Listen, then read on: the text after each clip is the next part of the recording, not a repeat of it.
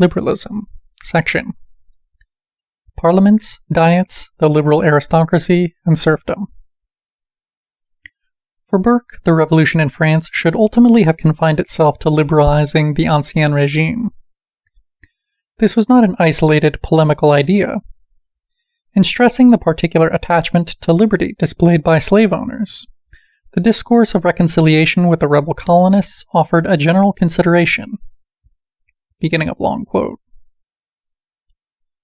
These people of the southern colonies are much more strongly, and with an higher and more stubborn spirit, attached to liberty than those to the northward.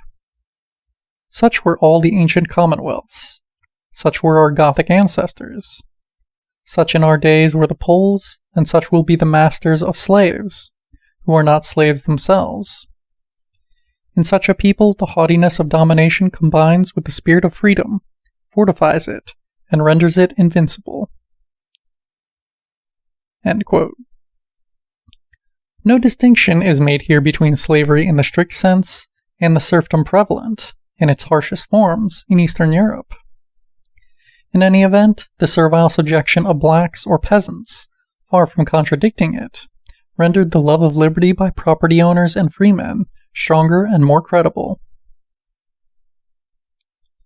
Sidney, too, was an admirer of Poland. Along with other, quote, northern nations, it was inspired by a love of liberty. What demonstrated this was, among other things, the fact that the king derived from, quote, popular elections. In other words, appointment by the Diet of Nobles. Certainly, proudly asserting their condition as free, equal men in the face of the monarch, were magnates who wielded absolute power over their serfs. But Sidney argued along the lines we have already encountered. As with slavery, liberalism was also compatible with serfdom. In fact, both institutions rendered the appreciation of liberty more profound and more jealous. In Burke, there is a complete consistency between the recognition granted Poland and that granted the French Parlement. The latter's agitation was quite the reverse of an isolated phenomenon. Quote, in Sweden, the years from 1719 to 1772 are known as the Age of Freedom, because at this time the Diet or Riksdag ruled without interference by the king. Indeed, these Swedish Whigs, after their revolution of 1719, had the works of John Locke translated into Swedish. End quote. In Hungary, the nobles instead appealed above all to Montesquieu, while, in even more ringing language, the Polish aristocracy paid homage to, quote, republican liberty. In conclusion, quote, the diets, estates, parliaments, and councils all stoutly defended liberty, and indeed stood for many genuine liberal ideas. But at the same time, they palpably insisted on the maintenance or enlargement of their own privileges. End quote. In this context, we can also situate Bismarck's celebration some decades later of the, quote, liberal caste sentiments, standish liberale Stimmung, of the class he belonged to, which was interested in extending the jurisdiction and powers of representative bodies, also in order to reinforce control over servants. A similar observation can be made in connection with the agitation set off by the French Parlement.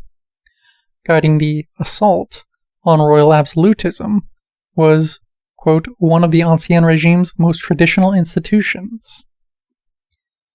And, in addition to the English model, it was to this initial phase of the French Revolution, the one admired by Burke and de Tocqueville post-1848, that the liberal nobility of the Habsburg Empire appealed to condemn Joseph II's anti-feudal reforms, to reassert the role of diets and intermediate bodies, and hence, quote, regain control over their peasants, and the, quote, other political liberties they had lost.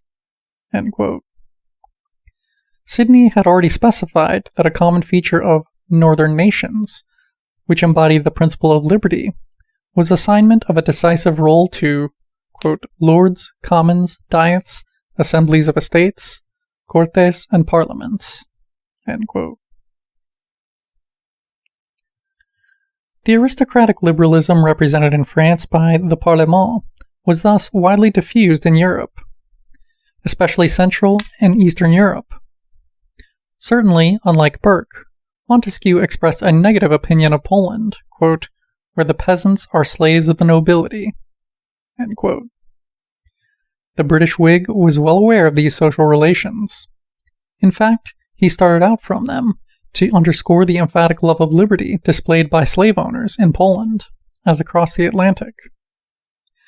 By contrast, Montesquieu saw liberty at work in the English colonies in America, but not in Poland. Does Burke demonstrate greater logical rigor?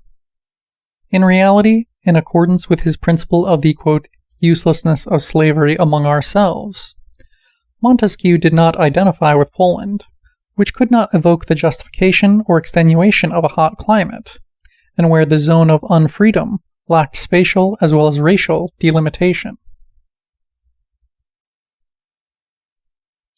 It remains the case that Burke's attitude had deep roots in the philosophy of history of the liberal tradition, which from Montesquieu onward tended to date the inception of the history of freedom and the free, representative government from the ancient Germans. Among them, as we know from Grotius, the institution of slavery was very much present, and yet, according to the author of The Spirit of the Laws, quote, the English have taken their idea of political government from the Germans, end quote.